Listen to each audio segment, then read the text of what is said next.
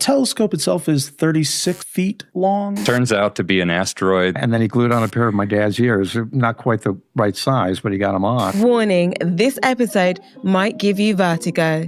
Today, you'll learn how you can make complex ideas engaging even in an industry people find intimidating. When you're marketing a business, you're constantly looking for effective ways to create awareness and build trust with your audience. Seth Godin says, persistent, consistent, and frequent stories delivered to an aligned audience will earn attention, trust, and action. And yet, week after week, I meet marketing leaders who are afraid to take the necessary steps because their industry or product is complex. Well, there are very few things more complex than astronomy. Today, I'm talking to the CMO of the Lowell Observatory, Cody Half-Moon. Yes, you heard me correctly. Her name is Cody Half-Moon. This is A Mind for Marketing. I'm Christina Moore, helping businesses connect with audiences to create more prospects through content. My name is Cody Half-Moon, and I am the Chief Marketing Officer at Lowell Observatory, which is a historic observatory an hour south of Grand Canyon here in Arizona. Can I just say, you have a fantastic surname. Like, I'm sure people have told you that before, especially given the job that you do. It's like, yes. I'm sorry. Yeah, and it was a great birthday gift. And the funny thing is someone on my team, actually the woman who helped me set up for this podcast, her last name is Mooney. And so, yeah, it's just kismet. We were just meant to work here. Cody's career began as a freelancer through marketing departments across Texas. Each move up in both the challenge and the paycheck. She thrived on the constant stretch, taking on new roles, new industries, new puzzles to solve. She loved it. Every time a contract would end, a few clients would call her back. Could you keep ghostwriting for our exec team? Would you take on this SEO project? And every time, Cody said yes. Pretty soon, there were so many people asking for her to continue, she realized she didn't need a boss. She could be the boss. Fast forward 8 years and Cody's running her own marketing agency, a 40-client operation with an all-female team, covering everything from web design to social copy and brand strategy. She hadn't planned it that way, but it became one of the things she was most proud of. It was a full team. It was really, really exciting to do. It was super varied too. We'd have manufacturers and people in science, real estate brokers. I mean, it was all over the map for the kind of clients that we would serve. But yeah, and as my team had to grow, I became more of a salesperson where I'd have the initial contact with the client and then do all of the admin and legal and accounting and everything. So that's where I was like, I miss doing all the creative stuff. Running the agency had been exciting, but the role kept creeping further and further away from what Cody actually loved. The business was thriving, but she wasn't. Success didn't feel good anymore. So she took a step back. She left Texas and moved to Flagstaff, a small mountain town in Arizona where she had loved visiting for short breaks. No grand plan, no 5-year roadmap, just space, magical scenery, and time. The town had that old world charm, the kind of place that feels untouched by time. And that's when the next chapter found her. Not long after she had arrived, someone in town mentioned that the Lowell Observatory, yes, that Lowell, where Pluto was discovered, was looking for someone to lead their marketing team. Well, I knew about Lowell from just being a tourist in the area. And it's been around since the 1800s. And in America, that's like ancient. That's really old.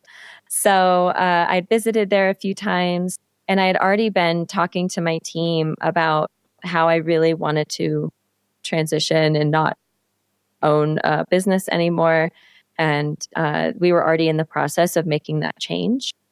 And the original idea was I was just going to kind of lay low, maybe find like an easier job for a while, take a break, because I worked every hour of every day. I'd often fall asleep under my desk and wake up for an early morning meeting. I mean, it was so much.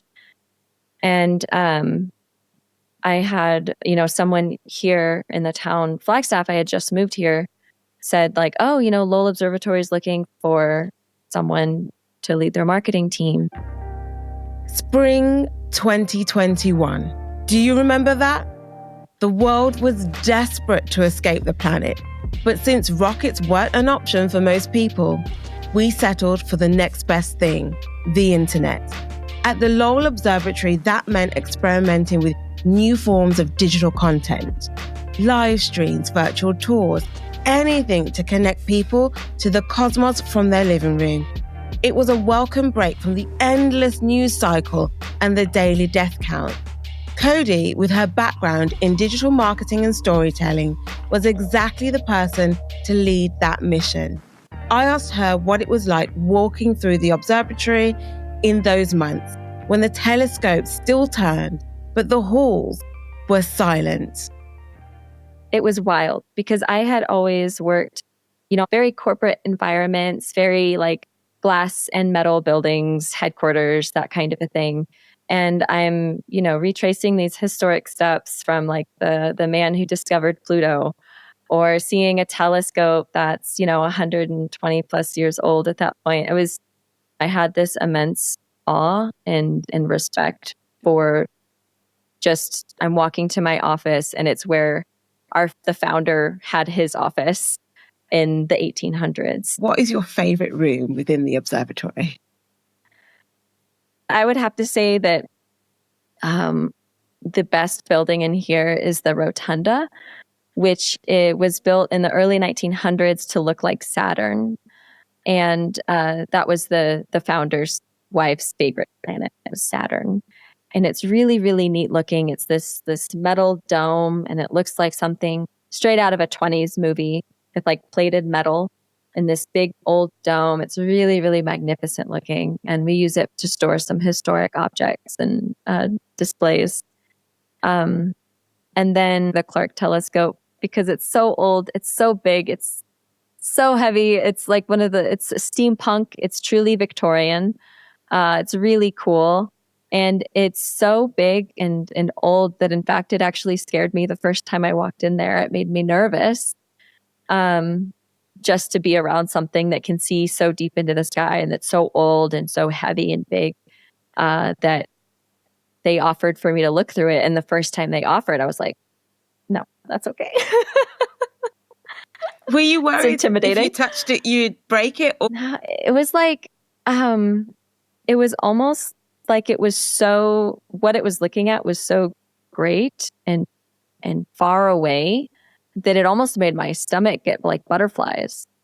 Like seeing the moon that close, it makes me feel like I'm going to like fall into space. I mean, it's so amazing. We have people, this old telescope from the 1800s, we have kids go up and look at Saturn, and it looks so insane and surreal that they think that there's a sticker, that they're looking at a sticker of Saturn. And to see something that up close is not something that I'm used to, because I grew up in basically the swamp. Houston, Texas is right off of the Gulf Coast. It's very humid, not particularly good for stargazing. And I had just never experienced anything like that. And I was almost afraid of how vast the universe was, and seeing it in such a real way through such an ancient piece of history. It was just all a little overwhelming. And I was like, I can't do it. But that's a real thing, though. I think that the vastness and also, strangely, the intensity of the universe gives people real anxiety. It's a real thing. It's called existential vertigo, or sometimes cosmic vertigo. Not a clinical term, but one that pops up in science communication circles. It describes that dizzy, disorienting feeling you get when you suddenly realize just how small we are in the universe. ABC Australia even made a podcast about it, aptly titled Cosmic Vertigo. Cody says she eventually got used to that feeling. She acclimatized to the scale of space. When you initially started, what was a fact that you came across that absolutely kind of blew you away? And actually, it's one of the facts that you kind of tell at dinner parties. Man, there are so many mind-blowing facts. In fact, I'm a huge fan of astronomy. Now I'm learning crazy things like the rings of Saturn are younger than the sharks, prehistoric sharks, and things like that, putting it into context where you're like, what? No, that's wild. Or like the way that my favorite one that I still say today that I learned really early on was that the way that we figured out that the Big Bang, that our universe is expanding, was almost like I think a lot of discoveries in science, almost an accident. There was a telescope and the lens, it was like on loan at Lowell. We were loaning it and we broke the lens and we were like, oh my God, no, we're so sorry. Can we pay for this? And the instrument company was like, don't worry about it. And the director at the time said, okay, we'll just buy your most expensive instrument. Whatever instrument that is, we'll purchase it. And it was a spectrograph. We had no idea how to use it. We had asked around in other observatories, how do you use this? And we were known then as the alien hunters because that's what Lowell was founded looking for, were Martians. And we coined the term Martians. And it was this whole media thing. And they were like, we don't really want to be associated with you, which I can say because now we're very close friends with like Lowell Observatory and all of those pioneers in the area. So our one of our scientists, Leifer, was using it. She's talking about Vesto Slipher, who was an American astronomer who performed the first measurements of radical velocities for galaxies. You can look that up in your own time because I'm not qualified to talk about this any further. And realized that there was an object that was speeding toward us and it didn't make any sense how fast it was going. And it was so big. It didn't make any sense. And he took it to a conference that we still go to. It's called AAS, the American Astronomical Society. We go every winter. It's one of the oldest conferences. And Hubble was in the crowd and heard this.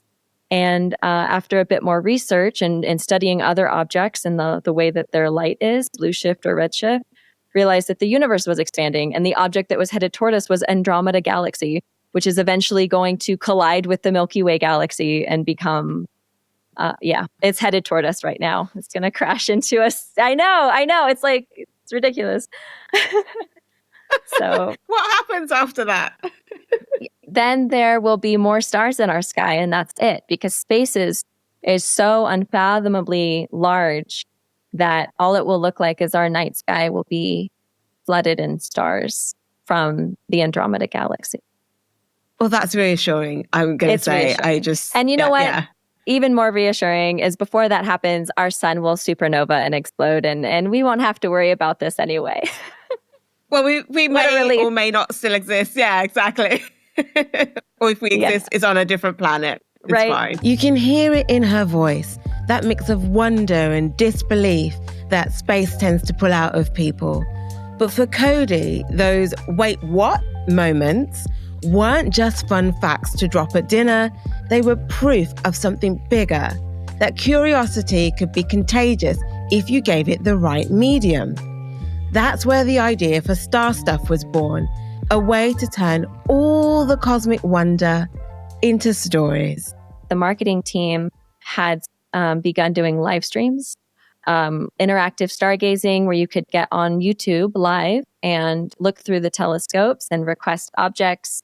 They highlighted different celestial events, and they were getting a lot of traction. And so the question was, like, what else can we do online? And I didn't, I was like, well, we could start a podcast about all of this really interesting stuff, because I was learning all of these incredible facts, from a science communication standpoint. I was like, this is gold. This stuff is mind blowing. I mean, every other word out of these scientists' mouth, I'm just like, no, wait, what? What? Is absolutely ridiculous. And the more that I learned, the more that I was like, we need to share all of this stuff. And it's so difficult to share some of these concepts without a conversation.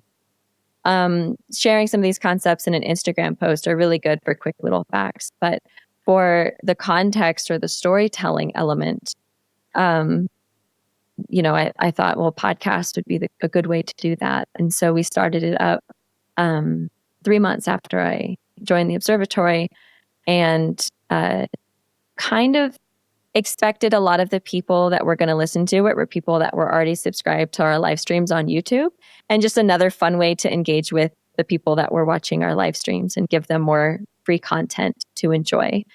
And we did not expect it to go where it went. And it was, I think over 150,000 listens now. And for a while, it was number 9 in astronomy podcasts on iTunes.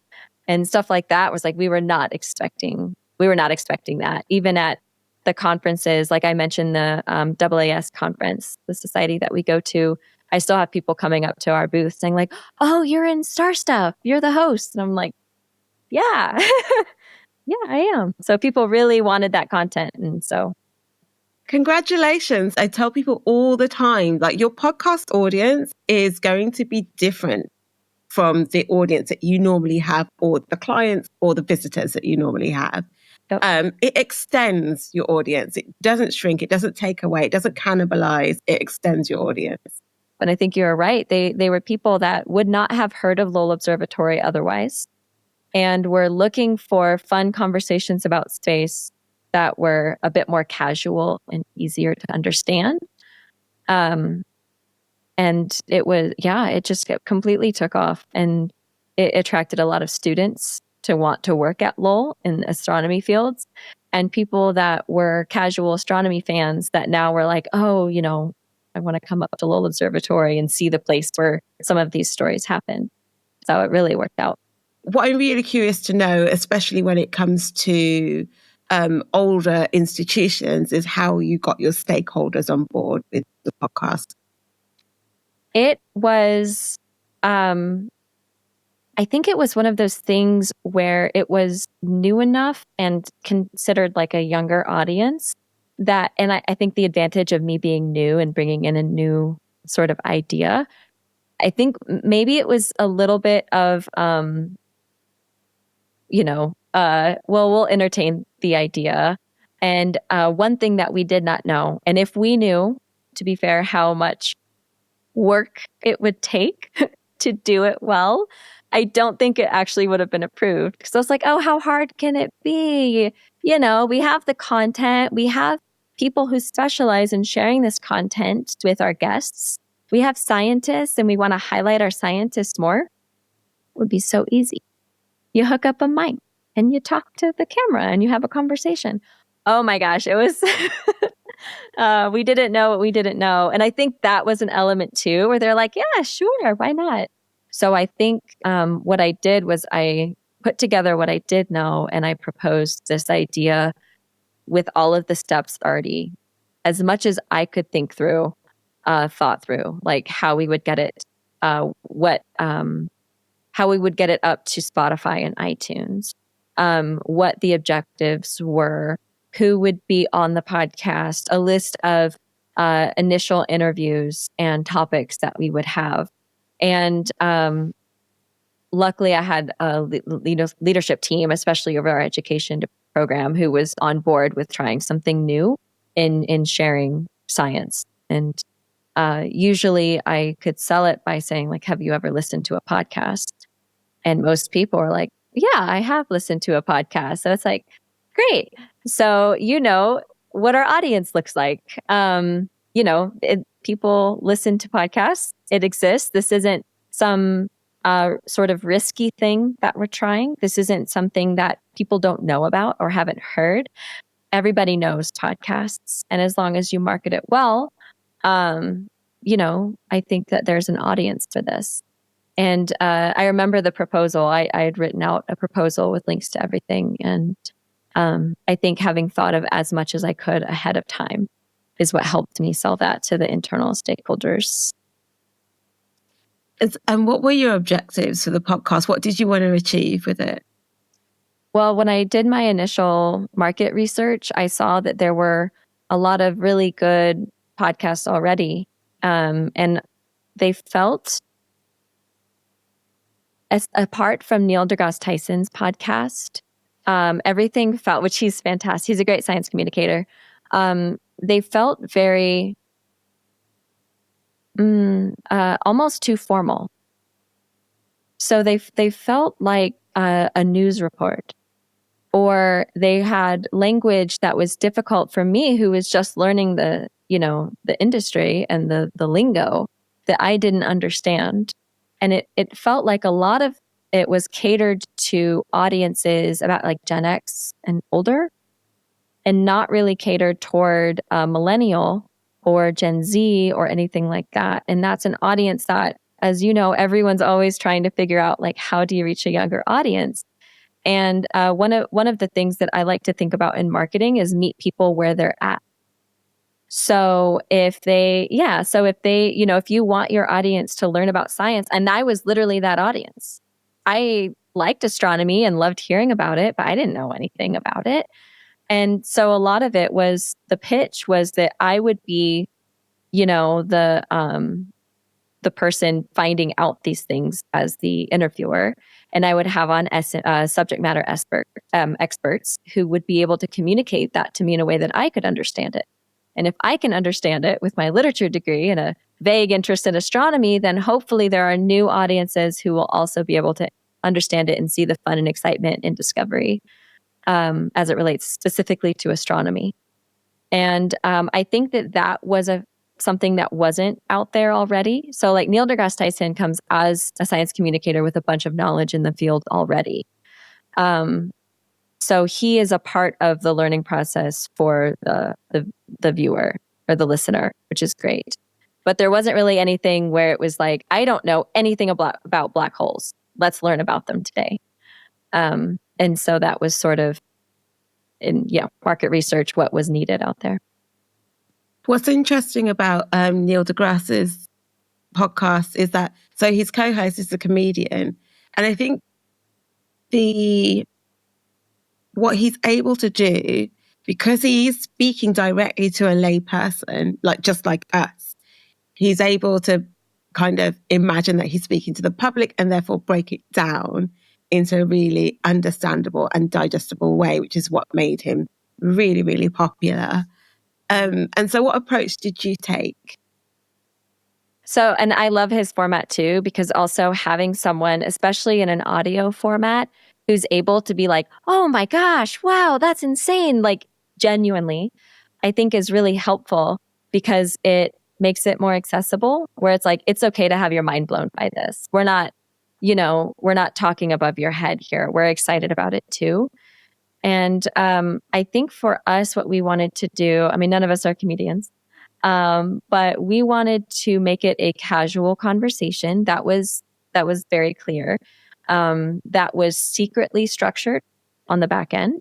So we would have, and it took us a bit to find our pacing too. So if you listen to our first episode, it's nothing like an episode from the second season or the third season. It's completely different. So there's some structure, and some topics have a bit more structure than others. We try to balance it. So we'll have a really fun episode, or we'll play a game or something like that, or we'll talk about a new sci-fi book and get a scientist to break down all the ways it was right or wrong, or do that with a movie, for example, that's more in pop culture. And in the back, the prep for that, it's actually really thought out, where we've rewatched the movie, we've taken notes, we already know the science facts that we can bring up and talk about.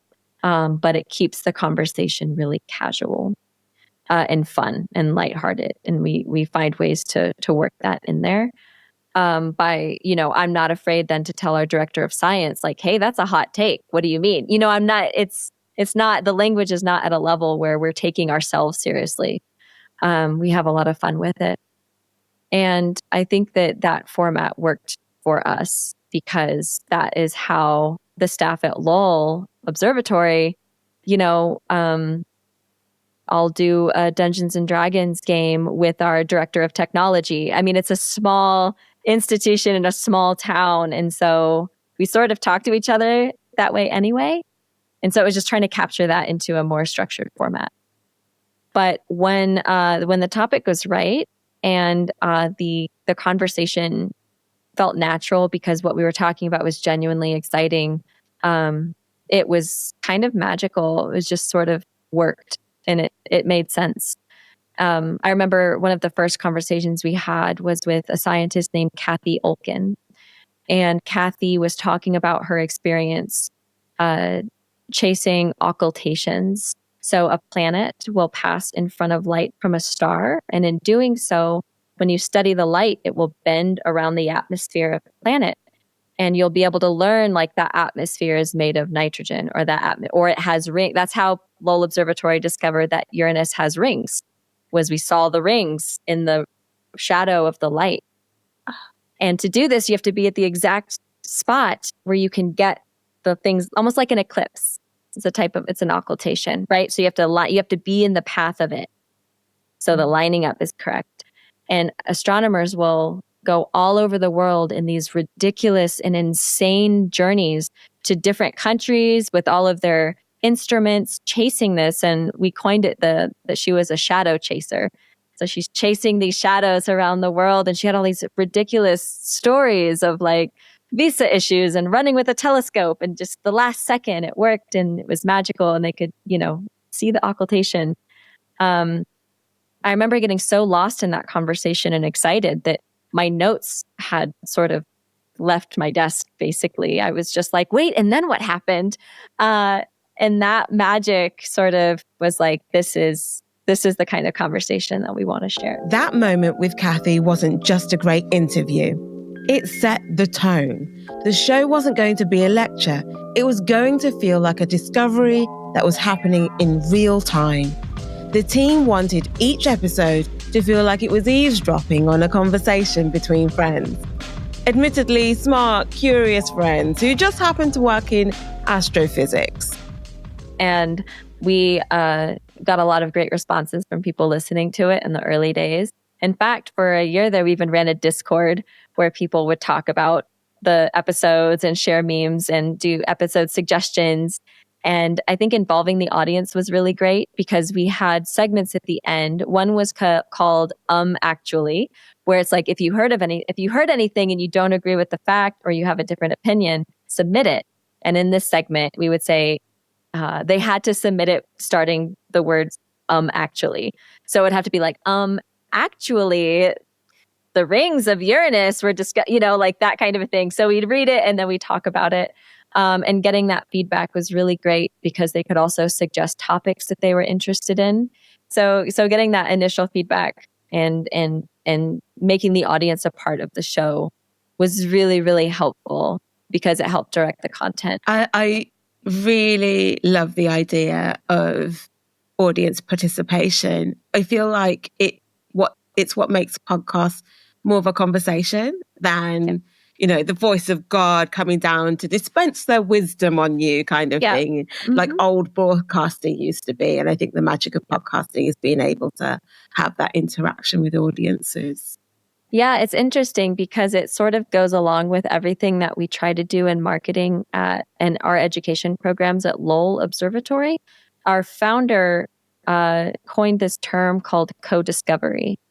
He said that a scientist isn't really doing his job if he's not bringing in the audience as a co-discoverer. And we really use that a lot where it's like, how can we guide people, whether it be on campus, when they're at our visitors, experiencing our on-site experiences, or if they're online and listening to something, like how can we have them discover it with us versus being like, a lecture in a school hall. It's a different tactic. It's difficult too. But co-discovery is a big thing here, and the podcast just accidentally fell right into that. It's almost by accident that became, I guess, one of the goals, one of the objectives, right? You didn't start with that, but you're like, hey, but this is a benefit to the podcast, which we'll take it. It's a win for us. Yeah, and it's one of those things that I think in marketing is a bit more natural because I hadn't even heard the term co-discovery when I pitched the idea for the podcast. But in marketing, you learn that meet your audience where they're at is a big thing in marketing, because you need to know your audience. You need to know how to talk to them. You need to know how to empathize with them and understand where they're getting value from whatever it is that you're marketing, because you want to be the one that gives them that value. Like, you want them to go to whatever it is you're marketing to actually fulfill a real need that they have or a real want that they have. And I think in marketing, that's ingrained in us. And in, communications, that, because you can't market something to someone if they're not listening to you or if they don't care about what you're talking about. And that's a type of co-discovery, right? You can't just talk at people, and you can't tell people what they're interested in.